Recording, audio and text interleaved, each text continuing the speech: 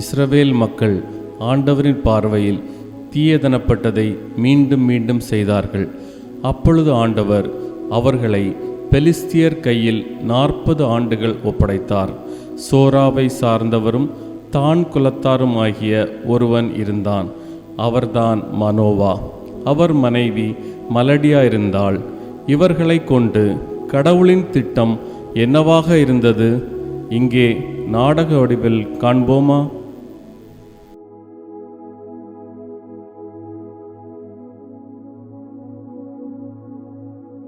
இருள் சூழ்ந்ததோ என் கருவறையில், பரம்பரைதான் என்னோடு முடிந்துவிடுமோ. ஐயோ, மலடி என்ற பட்ட பெயர்தான் எனக்கு நிரந்தரமாகிவிடுமோ.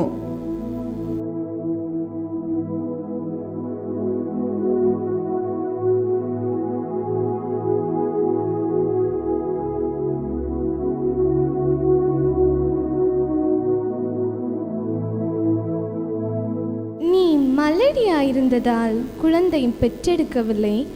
இனி நீ கருவுற்று ஒரு மகனை பெற்றெடுப்பாய். நீங்கள் என்ன கூறுகிறீர்கள்? தாங்கள் கடவுளின் மனிதரை போல் தெரிகிறதே. நான் சொல்வதை கவனமாக கேள். நீ திராட்சை ரசமோ மதுபானமோ அருந்தக்கூடாது. தீட்டானதெதையும் நீ உண்ணக்கூடாது. நீங்கள் ஏன் அவ்வாறு கூறுகிறீர்கள்? ஏனென்றால் நீ கருவுற்று ஒரு மகனை பெற்றெடுப்பாய். சவரகன் கத்தி அவன் தலை மீது படக்கூடாது. அந்த பிள்ளை பிறந்தது முதல் கடவுளுக்கென நசரேனாக இருப்பான். அவன்தான் இஸ்ரவேல் மக்களை பெலிஸ்தியரின் கையிலிருந்து விடுவிக்க தொடங்குவான். இந்த சந்தோஷமான செய்தியை என் கணவரிடம் கூறிவிட்டு வருகிறேன்.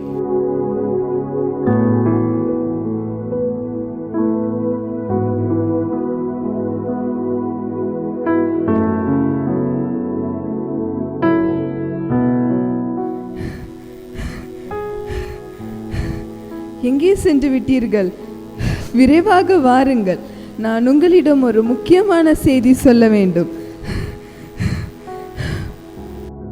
ஏன் இவ்வளவு பதட்டமாக ஓடி வருகிறாய்? மூச்சு வாங்குகிறது. என்ன செய்தி? பொறுமையாக சொல். கடவுளின் மனிதர் என்னிடம் வந்தார். அவரை பார்க்க தேவதூதரின் சாயலை போல் மகா பயங்கரமாயிருந்தது. அப்படியா? என்ன சொல்கிறாய்? ஆம், எங்கிருந்து வந்தீர் என்று நான் அவரிடத்தில் கேட்கவில்லை. அவரும் அவருடைய நாமத்தை எனக்கு சொல்லவும் இல்லை. அந்த கடவுளின் மனிதர் உன்னிடத்தில் தோன்றி என்ன கூறினார்? நான் கருவுற்று ஒரு மகனை பெற்றெடுப்பேன் என்றும், நான் திராட்சை ரசம் மதுபானம் அருந்தக்கூடாது, தீட்டானவைகளை உண்ணக்கூடாது என்றும், குழந்தை பிறந்தது முதல் கடவுளுக்கென நசரேயனாக இருப்பான் என்றும் கூறினார். என் ஆண்டவரே, நீர் அனுப்பின கடவுளின் மனிதரை ஒருமுறை கூட எங்களிடம் அனுப்பும். அவர் வந்து பிறக்கப் போகின்ற குழந்தைக்கு நாங்கள் என்ன செய்ய வேண்டும் என்பதை எங்களுக்கு கற்றுத்தரட்டும்.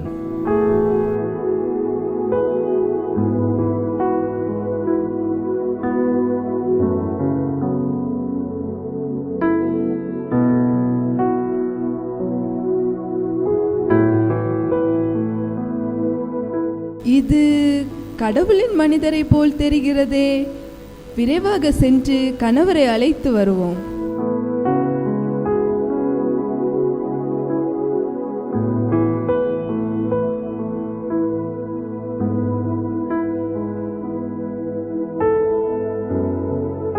இவள் ஏன் இவ்வளவு பதட்டமாக ஓடி வருகிறாள்?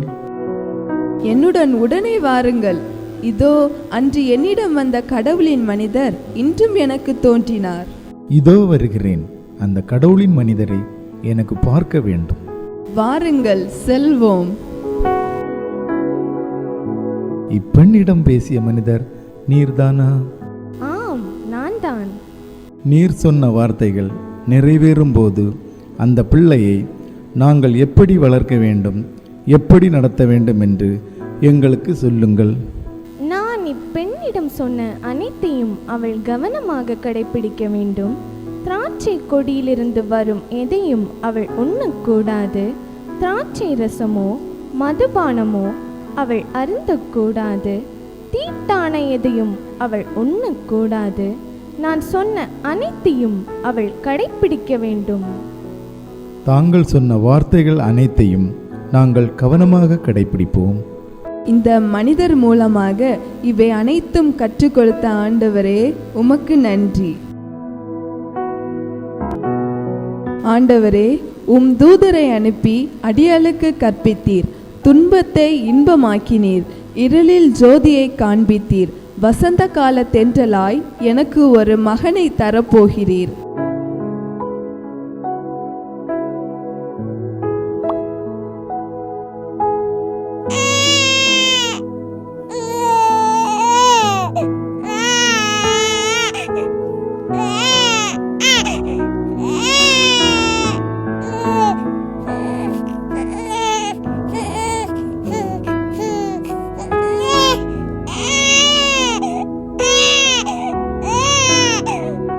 ஆண்டவர் நமக்கு கூறியதை போல நமக்கு ஆண் குழந்தை பிறந்திருக்கிறது.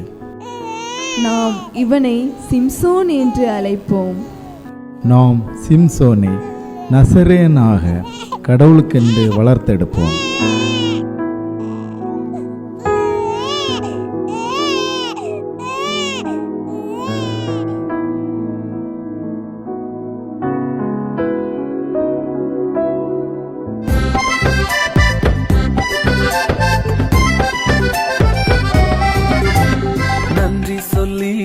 பாட வந்தோம், உம் காருண்யத்தை எண்ணி போற்ற வந்தோம். நன்றி சொல்லி உம்மை பாட வந்தோம், உம் காருண்யத்தை எண்ணி போற்ற வந்தோம்.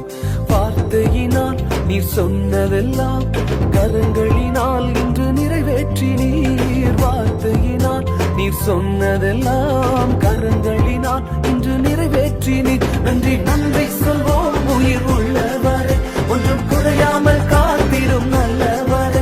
நன்றி நன்றி சொல்வோம் உயிர் உள்ளவரை, ஒன்றும் குறையாமல் காத்திடும் நல்லவரை.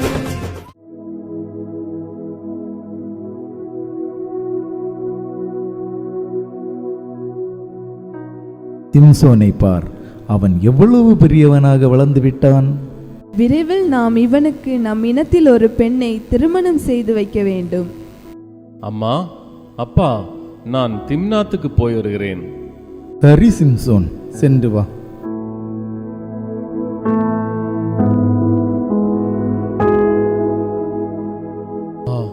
இவர்கள் பெலிஸ்திய பெண்கள் அல்லவா? அதோ அந்த பெண் பார்க்க மிகவும் அழகாக தெரிகிறாளே. என் கண்களுக்கு பிரியமான அவளை நான் திருமணம் செய்து கொண்டால் நலமாக இருக்கும். வானத்தில் கோடி நட்சத்திரங்கள் இருந்தாலும் இரவிற்கு அழகு நிலாதான். திம்னாத்தில் கோடி பெலிஸ்திய பெண்கள் இருந்தாலும் எனக்கு பிரியமானவள் நீதான். நாம் உடனடியாக சென்று பெற்றோரிடம் சொல்லி இவளை திருமணம் செய்து கொள்ள வேண்டும். உடனே செல்வோம்.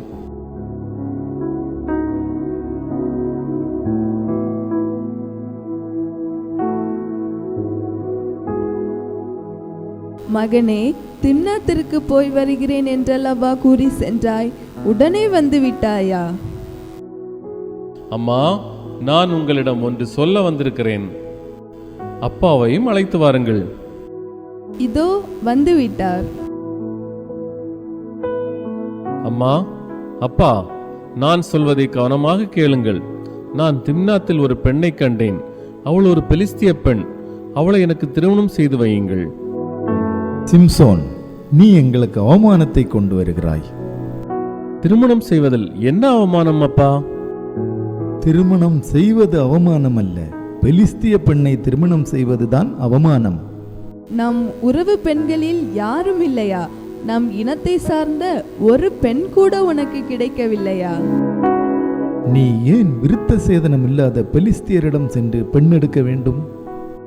எனக்கு எந்த விளக்கமும் தேவையில்லை.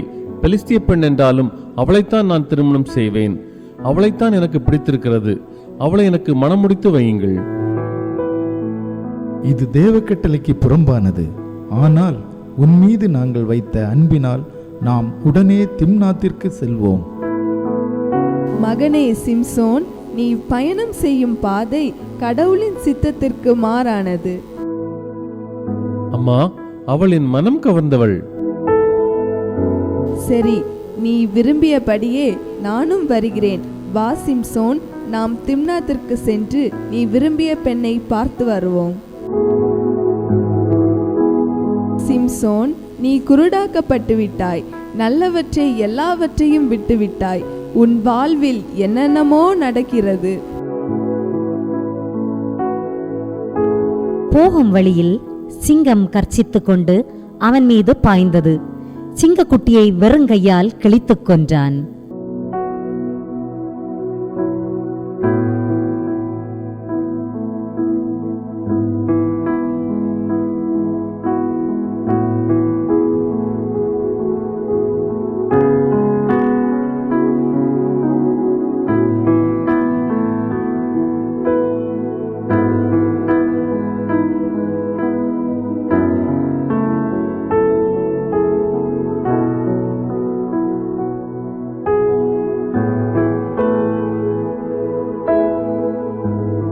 என் கண்களுக்கு பிரியமானவளே, என் அன்பிற்குரியவளே, பெலிஸ்திய பெண்ணிலே பேரழகியே, என் பார்வைக்கு அருமையானவளே, என் இனியவளே, உன்னை திருமணம் செய்ய ஆசைப்படுகிறேன். நான் விரைவில் திரும்ப வருவேன் உன்னை அழைத்துச் செல்ல. சிம்சோன் திம்னாத்திற்கு சென்று திரும்பி வரும் வழியில் சிங்கத்தின் உடலை பார்த்தான். சிங்கத்தின் பிணத்தில் தேன் கூடும் தேனும் காணப்பட்டது. அவன் தேன்கூட்டை கையில் எடுத்து அருந்திக் கொண்டே நடந்தான். தன் தாய் தந்தையிடம் சென்று அவர்களுக்கும் கொடுத்தான். சிம்சோனின் தந்தை பெண் வீட்டுக்கு சென்றார். அங்கு சிம்சோன் விருந்தளித்தார். அங்கு வந்திருந்த 30 தோழர்களிடம் விடுகதைக்கு விடை கண்டுபிடிக்குமாறு சவால் விடுக்கின்றார். விடுகதைக்கு விடை தெரியா தோழர்களோ சிம்சோனின் மனைவியை மிரட்டி 7ஆம் நாளில் விடையை கூறினார்கள். ஆண்டவரின் ஆவி சிம்சோனின் மீது இறங்கியது. அவன் அஸ்கலோனுக்கு சென்று 30 பேரை கொன்று அவர்கள் உடைகளை விடுகதைக்கு விடை அளித்தவர்களுக்கு கொடுக்கின்றான். பின்பு கோபமாக தன் தந்தையின் வீட்டுக்கு திரும்ப சென்றான். சிம்சோனின் மனைவியோ சிம்சோனுக்கு தோழனாக இருந்த ஒருவனுக்கு திருமணம் செய்து கொடுக்கப்பட்டாள். வீரனாக இருந்தவனின் திருமண வாழ்வு தோல்வியில் முடிந்தது. இருப்பினும் பெலிஸ்தியருக்கு பெரும் சவாலாகவும் வெல்ல முடியாதவனாகவும் சிம்சோன் இருந்தான். சிம்சோன் பெலிஸ்தியரை பழிவாங்கும் பொருட்டு அநேகம் பேரை கொன்றான். ஆனால் பெலிஸ்தியர்கள் சிம்சோனை பழிவாங்க தருணம் தேடிக் கொண்டிருந்தார்கள். தெலீலாளை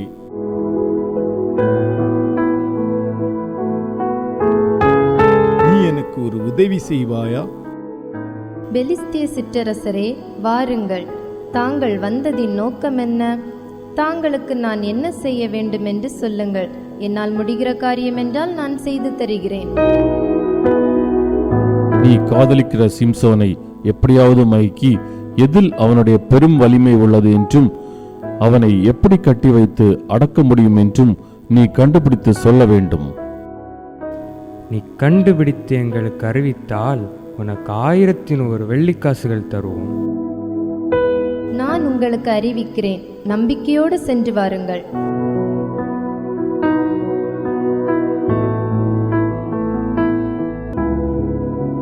அன்பரே, வாருங்கள் வாருங்கள்.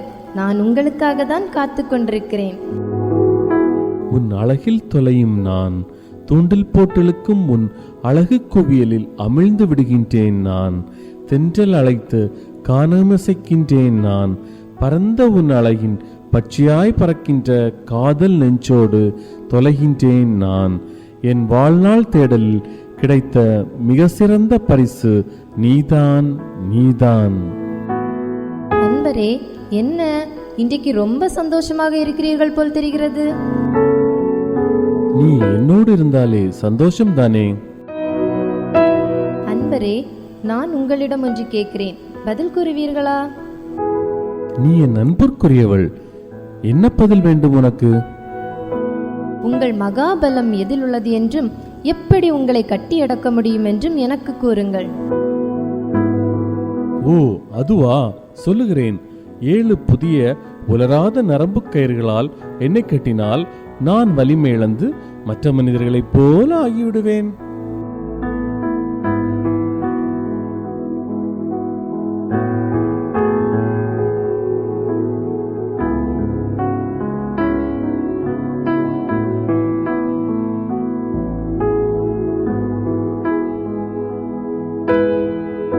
பெலிஸ்திய சிற்றரசரே, 7 உலராத புதிய நரம்பு கயிறுகளை உடனே கொண்டு வாருங்கள்.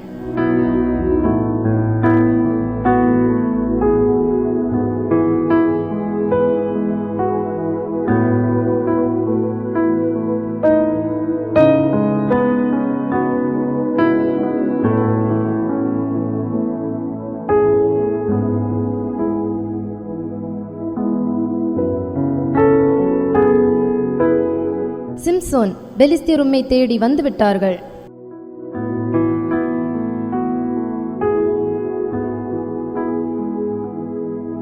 நான் உங்களுக்கு அவ்வளவு கேவலமாக போய்விட்டேன் அல்லவா? ஏன் என்னிடம் உண்மையை மறைத்து பொய்யை சொல்லி என்னை ஏமாற்றினீர்? என்னை ஏன் அற்பமாக எண்ணிவிட்டீர்?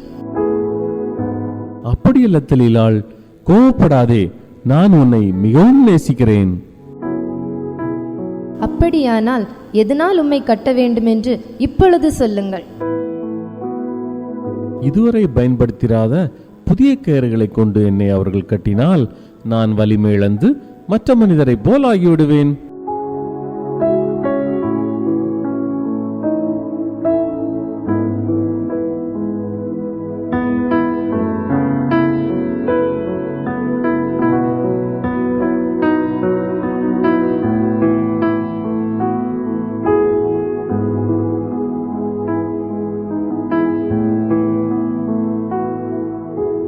தெலீலாள், என்னை என்ன செய்கிறாய்?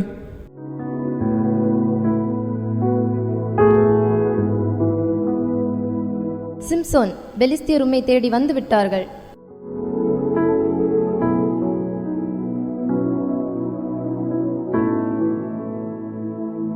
ஏன் என்னை அற்பமாக எண்ணுகிறீர்? ஏன் என்னிடம் பொய் சொல்லுகிறீர்? எதனால் உம்மை கட்ட வேண்டுமென்று எனக்கு சொல்லுவீர்களா? நீ என்னுடைய தலைமயிரின் 7 சடைகளை நெசவு நூல் பாவோடு பின்னிவிட்டால் என் பலம் என்னை விட்டு நீங்கிவிடும்.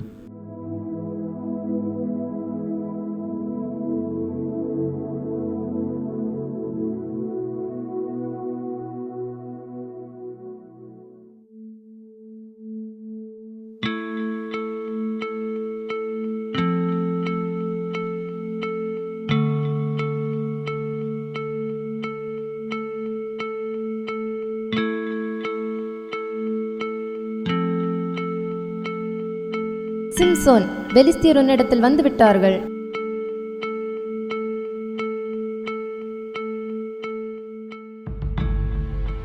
சிம்சோன், நீ என்னை நேசிப்பதாய் சொல்லுகிறாய்.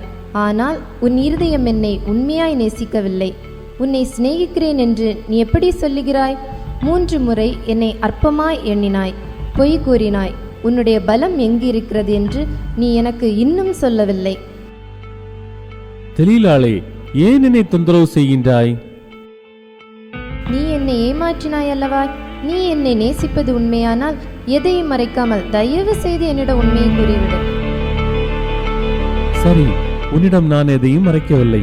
நான் உண்மையை கூறுகிறேன். ரகசியமாக வைத்துக்கொள்.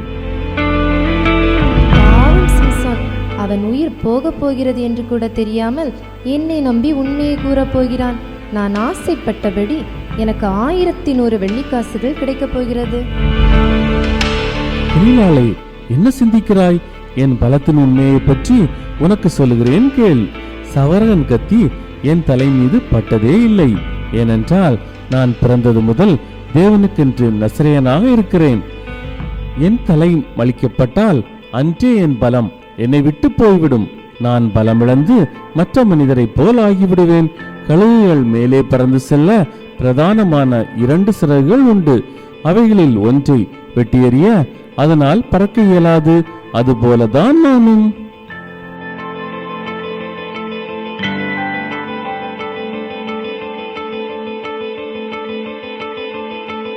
சிம்சோன் மனம் திறந்து எல்லாவற்றையும் கூறிவிட்டார். பெலிஸ்தியனே, என்ன தெலீலாள், ஏன் என்னை அழைத்தாய்? நான் சொல்லும் காரியத்தை பெலிஸ்திய சிற்றரசருக்கு உடனே அறிவித்து விட்டு வா. என்ன தெலீலாளே, பெலிஸ்திய சிற்றரசர் சொன்ன காரியத்தை செய்து முடித்து விட்டாய் போல் தெரிகிறது. ஆம், முடித்து விட்டேன். சிம்சோன் மனம் திறந்து அனைத்தையும் என்னிடம் கூறிவிட்டான் என்று உடனே போய் அறிவியுங்கள். உடனே போய் அறிவிக்கிறேன். நில்லுங்கள், வெள்ளிக்காசுகளையும் கையோடு எடுத்துக்கொண்டு வரும்படியும் கூறுங்கள். அப்படியே சொல்கிறேன்.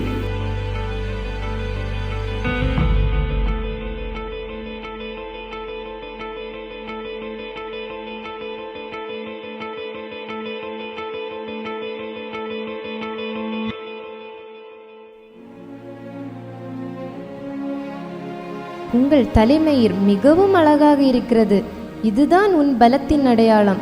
இது உன் தலையிலிருந்து எடுத்துவிட்டால் என்ன ஆகும்? நான் சாதாரண மனிதரைப் போல ஆகிவிடுவேன்.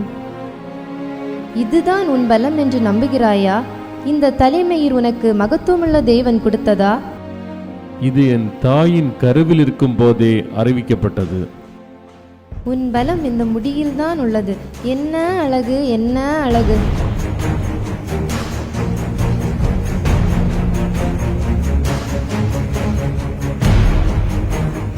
சிம்சோன் தூங்கிவிட்டான். பெலிஸ்தியர்களே, உடனே வாருங்கள். தலைமயிரின் ஜடைகளை வெட்டி தலையை மழிவியுங்கள். அவன் பலம் அவனை விட்டு நீங்கிவிடும்.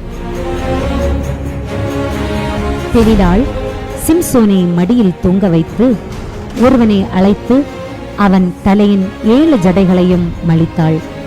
அவன் பலம் அவனை விட்டு அகன்றது. தெலிலாளோ சிம்சோனை சிறுமைப்படுத்த தொடங்கினாள்.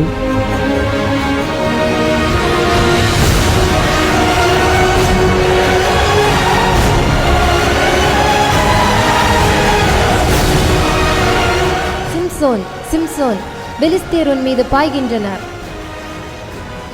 நான் என்னை விடுவித்துக் கொண்டு வெளியே செல்வேன். பெலிஸ்தியர் சிம்சோனை பிடித்து அவன் கண்களை தோண்டி எடுத்து அவனை காசாவுக்கு கொண்டு சென்றார்கள். அங்கு அவனை வெண்கல சங்கிலியால் கட்டினார்கள். சிறையில் அரைக்கும் வேலை கொடுத்தார்கள். மழிக்கப்பட்ட அவனது தலைமுடி மீண்டும் வளரத் தொடங்கியது.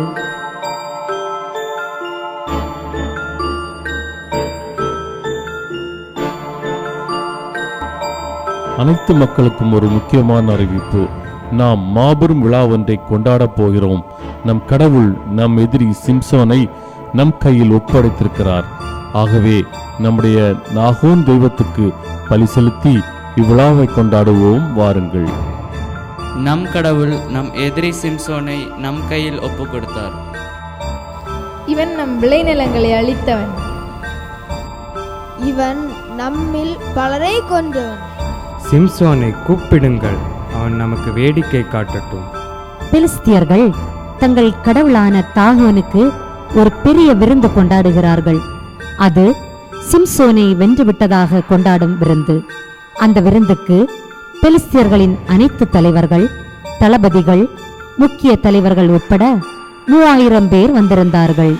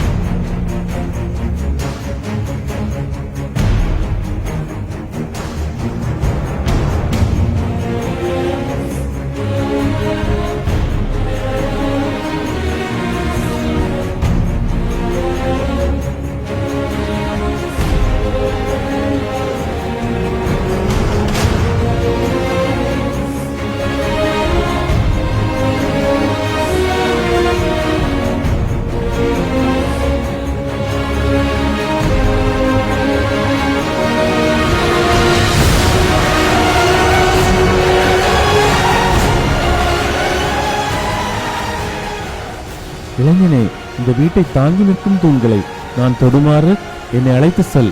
நான் அதன் மீது சாய்ந்து நிற்க வேண்டும்.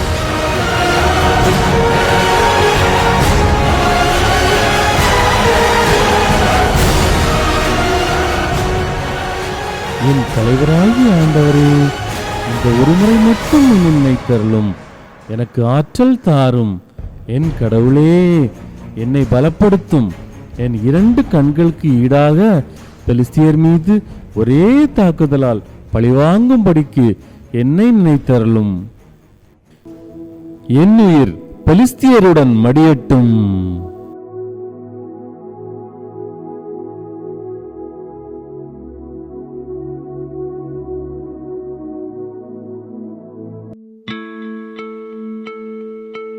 வீடு அதில் இருந்த பிரபுக்கள் மீதும் அதனுள் இருந்த அனைத்து மக்கள் மீதும் விழுந்தது. அவன் உயிரோடு இருந்தபோது கொன்றதை விட மிகுதியான பேரை அவன் சாகும்போது கொன்றான். பின்பு அவனை மனோவாவின் கல்லறையில் அடக்கம் பண்ணினார்கள். இவன் இஸ்ரவேலை 20 வருஷங்கள் நியாயம் விசாரித்தான். பலசாலியான சிம்சோன் தெலீலாளின் மடியில் தலை வைத்ததின் விளைவால் பெலிஸ்தியருடன் மடிந்து தலை சாய்ந்தான்.